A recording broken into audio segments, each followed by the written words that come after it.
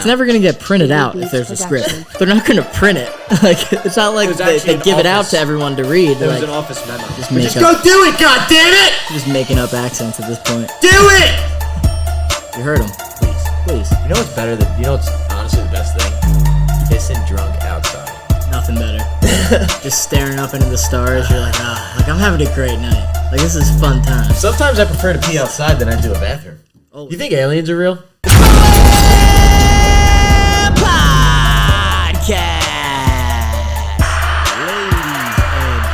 Welcome back to the Pro Am Podcast. Just a couple amateur athletes talking pro sports. I'm Sam Cohen. I'm RJ Tamilla. And these playoffs are getting more and more interesting as we keep moving on with the days here. Honestly, usually when your team gets eliminated, it gets a little less interesting, but Lakers get eliminated, and now I feel like I can really just lock into all these other games and just kind of root for underdogs and all these series are getting players. Good. Yeah. There's a couple that are like kind of doing their course here and kind of going as expected, but there's other ones like New York and Philly. That last night was nuts. Unbelievable. That was probably the best game of the playoffs so far, if you ask me. By probably that a million. Was one of the best games that I've watched from start to finish. Yeah, I totally agree with that. And let me tell you, the start was fucking awful. Yeah, definitely. The start of that game was flipping horrendous. around in the beginning, but I was locked in from the second quarter on. So I remember seeing a stat. It was I think New York was 0 for 8. Mm-hmm. And Philly was 1 for 10 to start the game. Yeah. I was sitting there watching Ugly ball for a little while. while. And I turned to my brother, and I didn't even mean to be rude about it. I was I'm not used to watching this bad at basketball. I was like, this is nuts. He was like, what? Usually you're seeing some more makes. I'm like, dude, the Celtics have 25 points by now. Yeah. With 4 threes. I'm not used to seeing this shit. And he was like, yeah, well, welcome to reality. And I was like, it's the playoffs, so what are you going to do? The game was fantastic. Obviously, Tyrese Maxey, the hero in that one. That was unbelievable. The 4-point play to just make the game even possible. See what to be Rico in reach. Bosco said? No, what did he say? During that, he called him gutless. Tyrese Maxey? Yeah, he said he didn't have what it takes, called him gutless, and that was right as he scored 7 points in 30 seconds. That is the most Rico Bosco thing ever. The N1-3 was a part of it, too. Wow. And who was Smitty was sitting there. Yeah. Smitty was the most calm I've ever seen Smitty in my fucking life. Especially as a Sixers fan during the playoffs. And it was him, Big Ev, Meek, and Rico just sitting there. So he's the only Sixer fan. It was 3 other Knicks fans. Right, he was... And he goes on an island. He just starts cracking up. He goes, "Remember when Rico said Tyrese was gutless?" I was like, "Imagine saying that, and then you got a 50 burger on you." That's literally the most Rico Bosco thing I've ever heard. I've followed Barstool for a while now, and anything he says, really, you can kind of just think that the opposite is gonna happen. Fade Rico Bosco. Yeah, shout out to starting Barstool. the movement. Viva Fade Rico. Yeah. I think that movement's been going on for a while. Portnoy's been on that. Probably. I've been watching a lot of their old stuff, and he just, for the last year or two, he's been, anything Bosco says about college football, Portnoy takes the other side. He'll wait for Rico to say his picks for Pick'em, and then he'll be like, I was thinking the same thing, but now that Bosco's on it, give me Illinois -5. And he'll take the other side, and it'll hit. It's so funny. That's hilarious. But yeah, that series is now way more interesting. Could have been over as of last night. Honestly, I thought it was over. I mean, everyone 3-2 now, going back to Philly for a Game 6. Crazy. I mean, Philly wins Game 6. Anything goes in Game 7. Yeah. That should be a fact of life now. It also should be a very, very, very big priority for Sixers fans to fill that arena. Oh my God! Yeah, Sixers fans. You guys are it was a bad look. You guys, it's embarrassing. It was a bad look. It makes me think that you guys only care about the team when they do well. Right. Because where the fuck were you? Yeah, that's embarrassing. I mean, Embiid called the fans out, rightfully so. It's bad when the players have to say something. I get that it's a close rivalry. New York fans are very close, not far, and but they I mean, can get there. But I thought Philly was supposed to be. I thought Philly was where a fan would become an actual fan. Right. I thought you guys were real fans. Now that this has happened, though, I feel like they are really going to show out for this next game. Of course, and it's going to be beefy. But of course they are now. They have. Of course they are. They're kind of kind of typical Philly. Yeah, they got to fill that house. Same thing happened with the Phillies, I think, personally. As soon as they made the playoffs, CBP was bumping. It definitely, they take it up a notch. Fucking losers. How about you stick with your team even when they're not good, you weirdos? God, it's tough. But they are still alive, 3-2. Tell you what. Back in Philly. They win this one. Anything goes. Yeah. Anything goes. Don't matter where you're at that point. I would like to see the Sixers win because who doesn't want to see Game 7 in Madison Square Garden? That's kind of the coolest thing you can imagine. Two very close teams rivalry. Even though there's a better Garden in basketball, and I'll die on that hill. Garden. There's more success. I mean, you can't really argue. I don't care. I don't care about how many concerts your stupid fucking venue had. You can shove it up your ass. How many boxing matches? How many fucking times Bruce Springsteen fucking went there? Nobody gives a fuck. Got Bruce and the Banners. How many fucking times did the Knicks raise a championship banner in that building? None. One. Sorry, it was 1970. And they have all those guys sitting courtside and shit. And me and Bob last night were looking at the TV. We're like, why are they celebrating them? They didn't win fucking shit. They didn't do anything. They just were like barely good enough to make the finals. Wait, let me find this tweet here. Since we were talking, they had like the whole squad there besides Charles Oakley, of course. You mentioned Smitty from Barstool, and he was like, he called out Roan at one point because he's like, I'm sitting on an island here getting fucking eaten alive by Meek Phil. They called him. Oh, they did? They called Roan. Cause and he's like, and then Roan's out here fucking starting beef with Ben Stiller. Did you see that? His tweet? I gotta find it. It's so good. Like Ben Stiller literally did nothing. Like he just like someone made a tweet about Jalen Brunson being like really impressive or something, and Ben Stiller like responded, and he was just like yes, like with like clapping emojis or something, like something very like a basic like just being a happy fan after a win. And Roan's tweet, I gotta find it. I'm like, I think he might have deleted it, which would be very, very soft. Do you remember what it said? It was like something along the lines of like your movies are all extremely tacky and something like he just came in his career, shit on his whole career. Just like he was like your movies are trash. They're all like copy and paste garbage. Like just like shit on him. Damn. And Ben Stiller responded, and goes, "Wow, okay." Poor guy was just trying to hype up his favorite point guard. Started some beef with Ben Stiller out of nowhere. It's pretty funny though. We'll see how that series shapes out. I'm very interested to see where it goes. I don't even have an opinion on who's going to win. I kind of just want to see it go to 7. Yeah, if I'm going to be completely that's where honest. I'm at. I just would love to see it go to 7. See some good basketball at this and point. to that, I'd also like to see the Bucks and the Pacers go to 7 as well. I'd like to see Giannis and Dame get back in the mix, which I think they are next game. I think I saw that they're nearing a return. I'd hope. So I mean, your team keeps you afloat for a game 6. Like you got to kind of give everything you got. They're counting on you try. now. Yeah, You got to try. Gotta. At least least one of them. What if you don't? Yeah, then you're in Cancun with the rest of them. So like, just try. Yeah. Even though give it a shot. I don't really want you guys to win, but yeah, it's definitely a tougher matchup for the C's if the Bucks advance here, but we got our own shit to focus on. That's true. I think that one will also go to 7. Which one? I think Indiana wins at home next game. Yeah. And then actually, well, they're up 3-2. They're up 3-2. Yeah, so they win next game at home. It's a wrap. Oh. I think.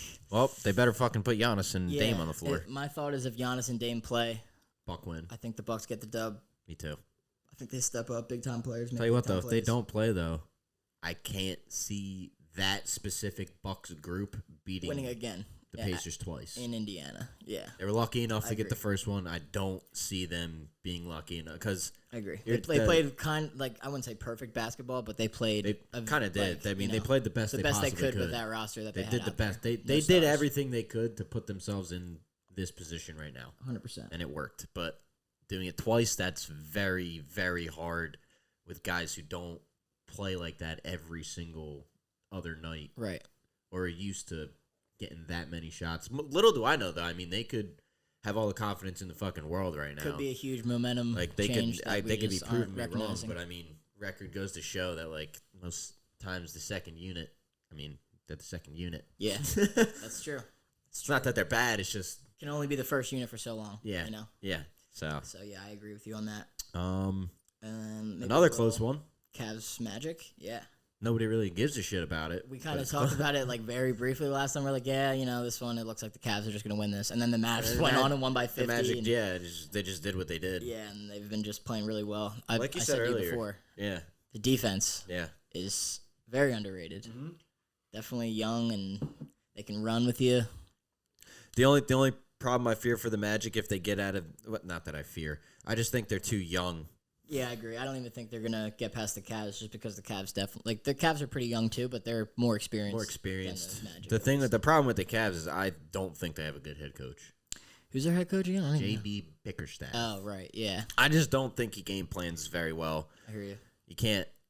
I mean, they kind of when they get blown out, they kind of give up in the third quarter. Yeah, they also like ride or die on how well Garland and Mitchell are shooting. Like if those two are having off shooting nights, and it seems to happen at the same time a lot. Yeah, which is weird. Like one of them doesn't shoot well, the other doesn't shoot well because the other one's trying to shoot the team out of whatever hole they're in, and I feel like it's just not really a great game plan. But when they're on, tough to beat. They're like a knockoff Timberwolves to me. Yeah, honestly, they're like the Timberwolves, but a prior Walmart stage of their version. elevation, their evolution.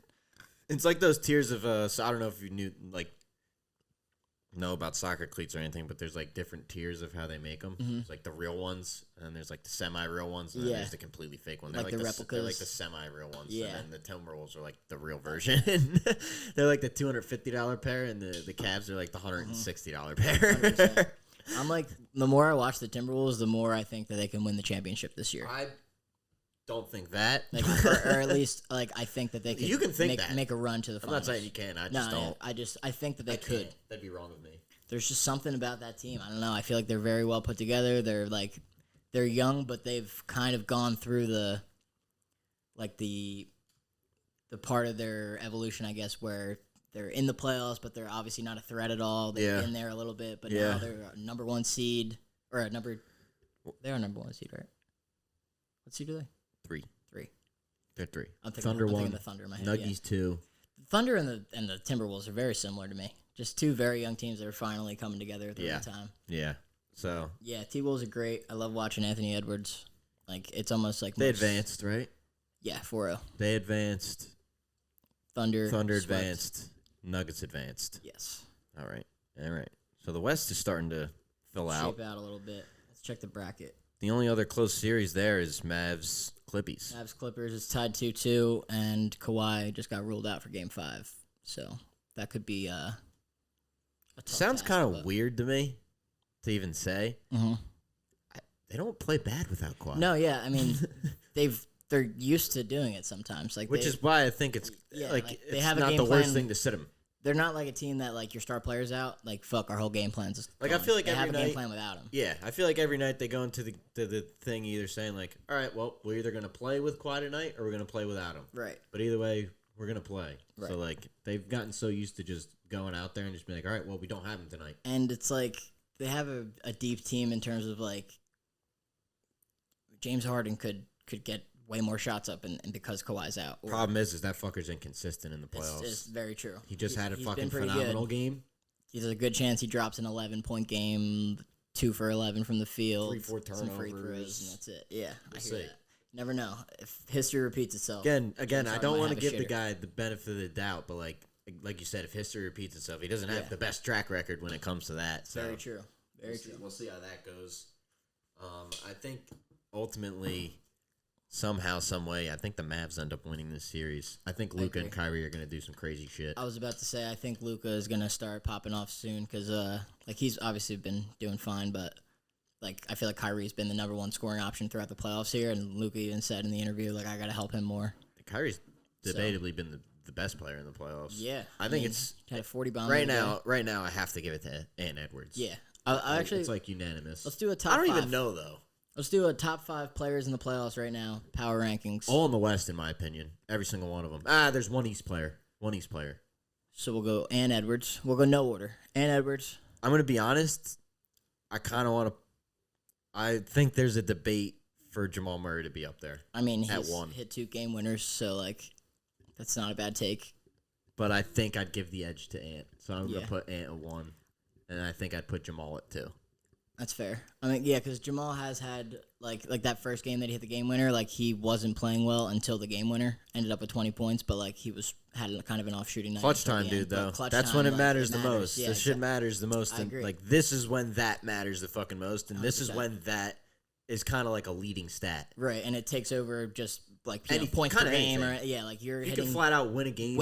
games that are hitting shots that are winning your team the game. Mm-hmm. Like that weighs more than anything. Who made their money off that? Yeah, Bean. yeah. I mean, I to a mean, T. You want to talk about the Yeah, I greatness? More than half of his greatness in him is how clutch of a fucking player is. Exactly. In That's the like a thing stretch. that like I try to argue too when I'm like when we're debating Wins chips. players, and yeah, like it just I watched for my whole life this guy just hit fucking because he was a fucking killer. Game winner. He was a fucking killer. And I think Jamal Murray is also a killer. Yeah. I also think Ant Edwards is a killer, but I agree. He's just on a different level. Speaking of Ant Edwards, I was in the barbershop yesterday. Went to a new shop and doing a little barbershop talk. Guys started talking about Anthony Edwards. He's like, man, I really think this guy might be Michael Jordan's son. Like these conspiracies are starting to like really feel real the more I watch them. Conspiracy? I don't even know it. It's just like I don't know. Like there's people are showing like side by side pictures of them like as Jordan was young and like kind of. I think that's kind of it. Like because there was a conspiracy that Jimmy Butler was his son when he was going off last year.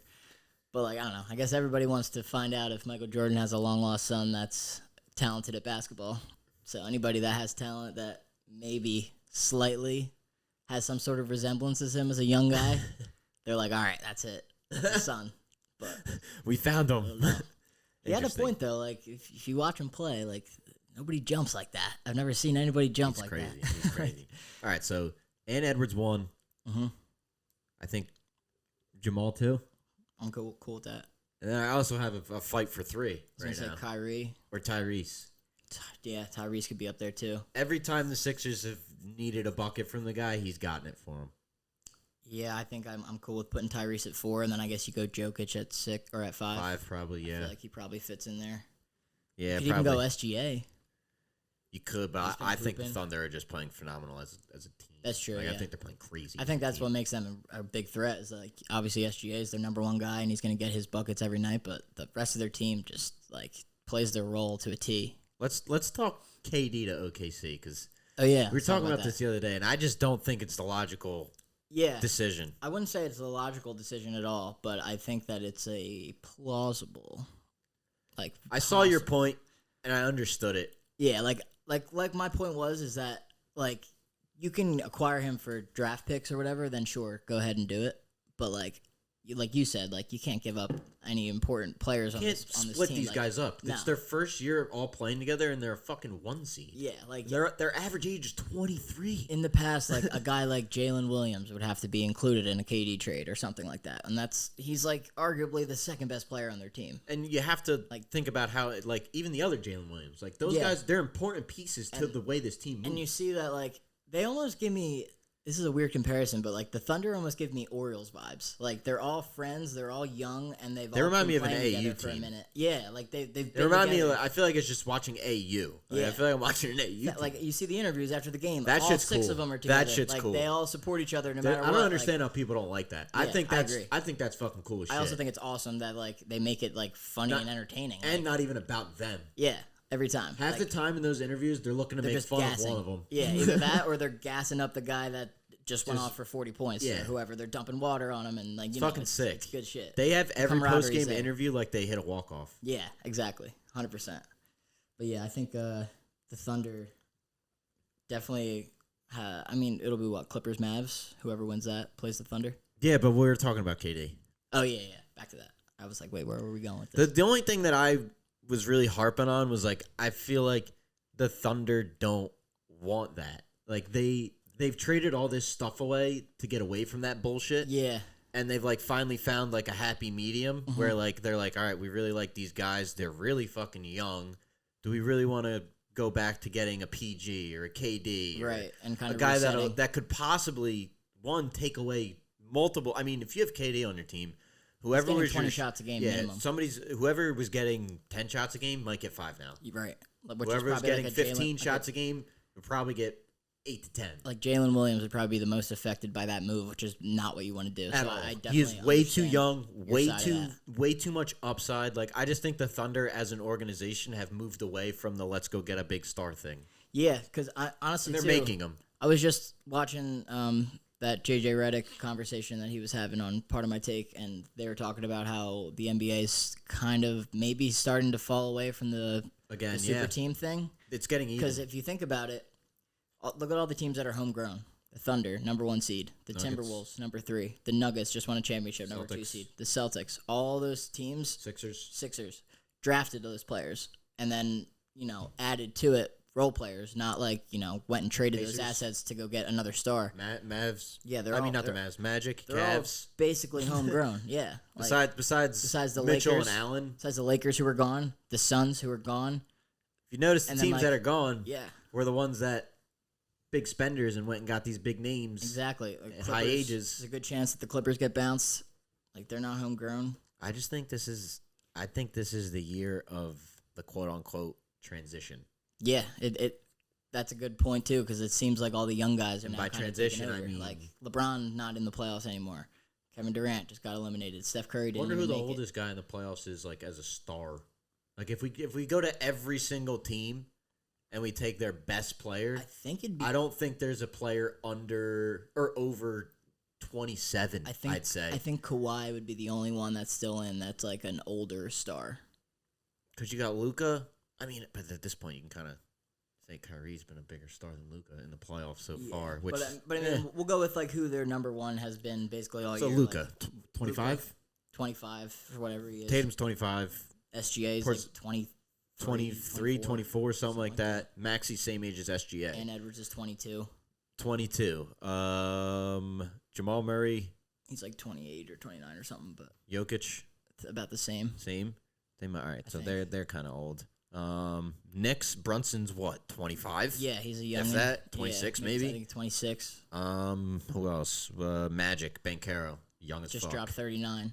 Like all these young guys are like. Donovan Mitchell, I think is under 27. Yeah, he's very young too. I'd say, I think so. Yeah, I mean, and even if you don't want to, he got drafted pretty young, I think. And if you don't want to give him the thing, Darius Garland's younger. True. Who else do we have?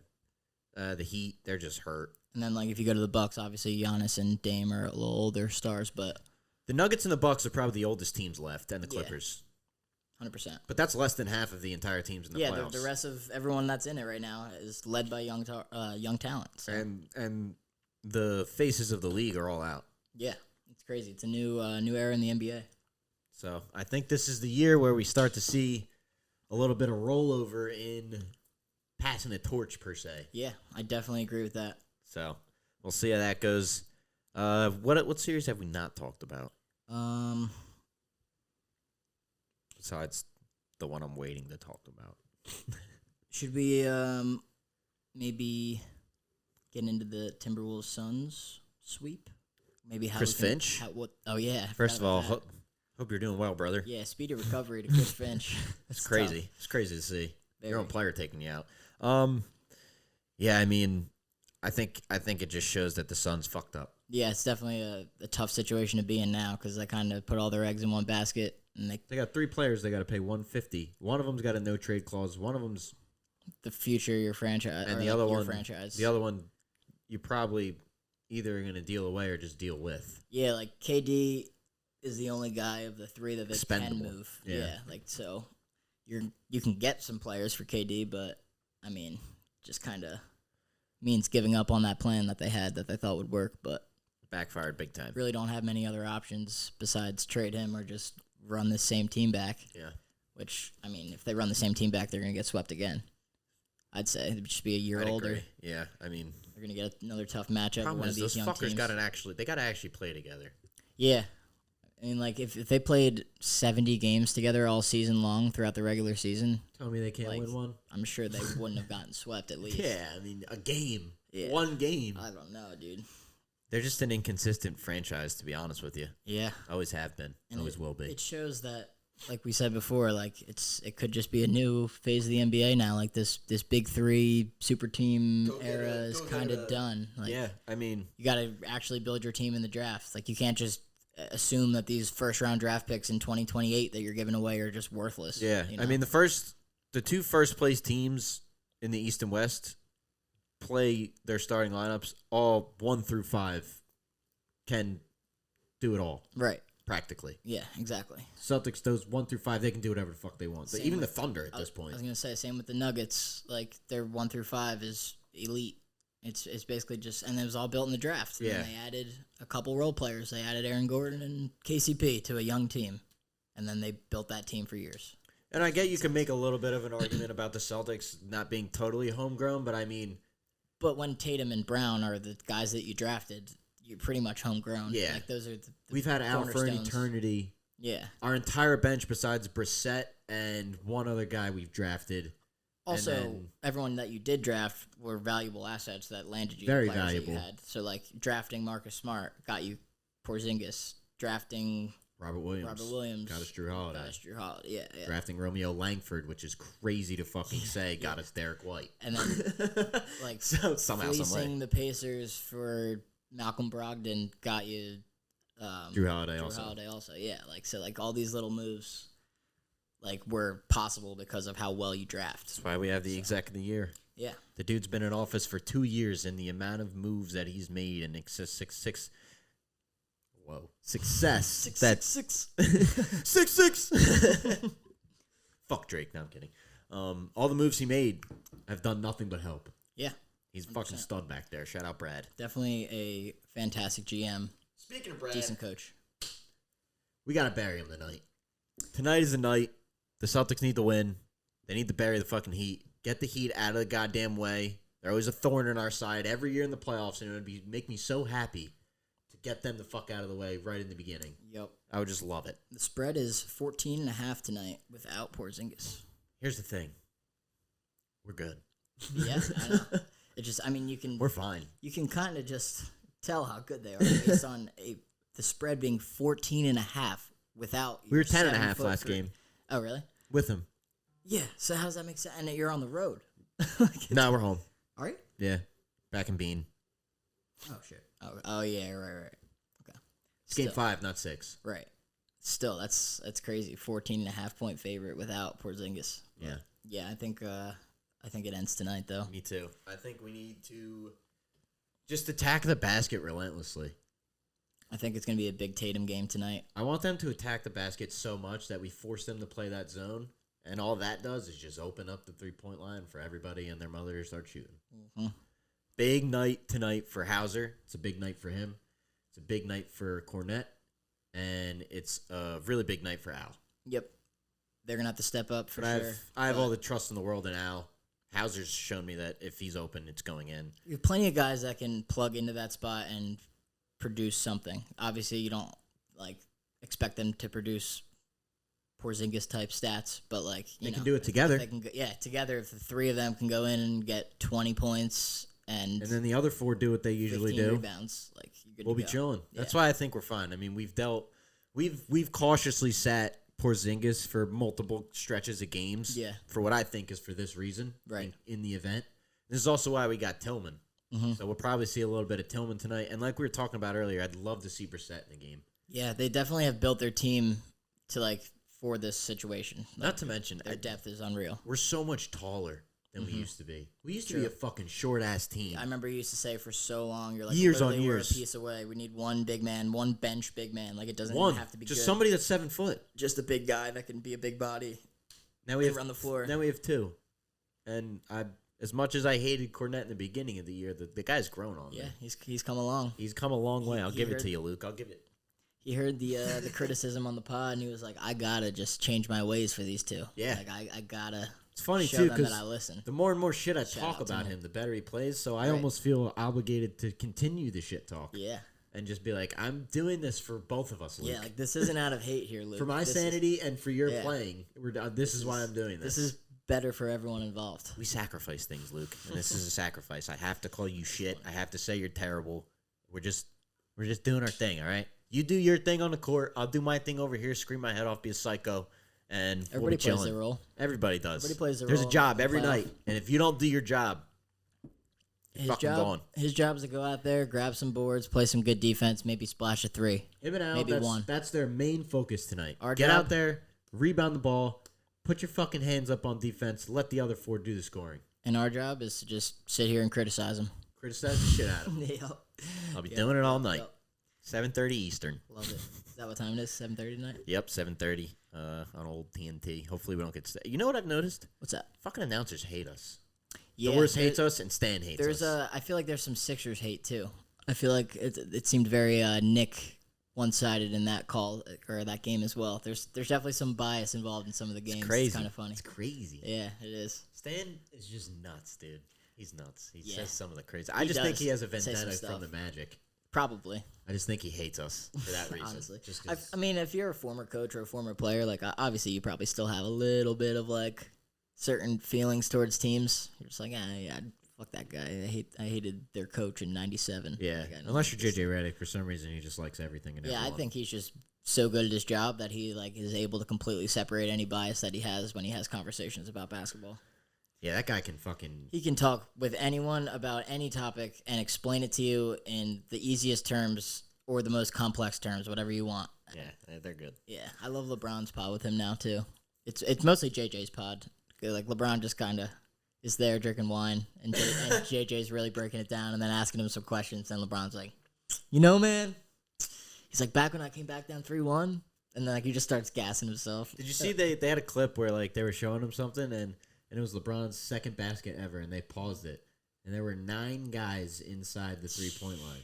9 guys. That's actually insane. You Talk would about never clutter. see that. You would never see that now. Talk about clutter. Holy shit. How would you even make a move with 9 guys inside the 3-point line? Yeah, it's actually insane to think about. And the weird part about that, too, is that, like, the mid-range game was way more prominent in that time period. You needed one. And it's obviously it makes sense, but, like, at the same time, there's so much clutter inside the arc there that, like, a lot of those mid-ranges were contested, but, like, guys like that shot, like Kobe and Jordan, like, they were ripping those contested mid-ranges, and it was just a different style of basketball. Oh, like, it's just considered a bad shot. And then you threw Dirk in there, who's doing them from fadeaway, fucking turnaround Jays, and you're like, what the hell is going on? And then you got awesome. Then you got Timmy Duncan, who's just using the glass for mid-range, just butter going in every single time. There's nothing like just watching some old basketball, like not even old, but like just from like our childhood, like just see how different it is. It's so cool. Like I love watching different eras of the game, seeing how it evolved. I love every era of it. I love it now. I loved it then. I'll always love it, no matter what it turns into. Fucking love that. Gotta love basketball. I think that was a great outro. Right? I think so too. I think you'd take us home now after that. That was fucking country laying down roads, some fucking wisdom right there. Yeah. All right. Well, you're listening to the Pro Am Podcast. We're talking NBA playoffs. Yes, I'm we RJ are. Tamila. I'm Sam Cohen. We'll be back next time. Go motherfucking C's, baby. Like and subscribe. Like and subscribe. We'll catch y'all next week. Peace.